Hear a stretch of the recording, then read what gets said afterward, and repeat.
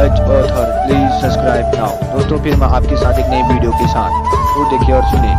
चिड़िया और किसान। एक गांव में एक किसान रहता था। उसका गांव के बाहर एक छोटा सा खेत था। एक बार फसल बोने के कुछ दिनों बाद उसके खेत में चिड़िया ने घोंसला बना लिया।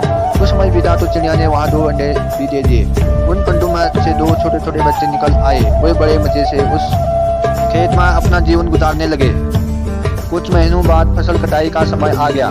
गांव के सभी किसान अपने खेतों की फसल की कटाई में लग गए। अब चिड़िया और उसके बच्चों का वो खेत छोड़कर नए स्थान पर जाने का समय आ गया था। एक दिन खेत में चिड़िया के बच्चों ने किसान को यह कहते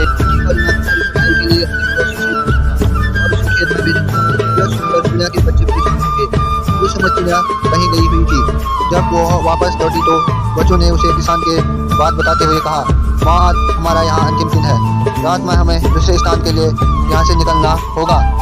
चिड़िया ने उत्तर दिया, इतनी जल्दी नहीं बच्चों, मुझे नहीं लगता कि कल खेत में फसल की कटाई होगी। चिड़िया की कही बात सही साबित हुई। दूसरे दिन किसान का पड़ोसी खेत में नहीं आया और फसल की कटाई न हो सकी। शाम को किसान खेत में आया और खेत को जैसे का तैसा देख बतबताने लगा कि ये पड़ोसी तो नहीं आया। ऐसा करता हूँ, कल अपने किसी रिश्तेदार को भेज देता हूँ। चिड़िया के बच्चों ने फिर से किसान की बात सुन ली और परेशान हो गए। जब चिड़िया को उन्होंने ये बात बताई तो वह बोली, तुम लोग चिंता मत करो, आज रात हमें जाने की जरूरत नहीं है। मुझे नहीं लगता कि किसान का रिश्तेदार आएगा। ठीक ऐसा ही हुआ और किसान का रिश्तेदार अगले दिन खेत नहीं पहुंचा। चिड़िया के बच्चे हैरान थे कि उनकी माँ की बात कैसे सही हो रही है। अगली शाम किसान जब खेत आया तो खेत की वही स्थिति देख बुदबुदाने लगा कि ये लोग तो कहने के बाद भी कटाई के लिए आते नहीं है। कल मैं खुद आकर फसल की कटाई शुरू करूंगा। चिड़िया के बच्चों ने ये किसान की ये बात भी सुन ली। अपनी माँ को जब उन्होंने ये बताया तो वो बोली, बच्चों अब समय आ गया है ये खेत छोड़ने का। हम आज रात ही ये खेत छोड़कर दूसरी जगह चले जाएंगे।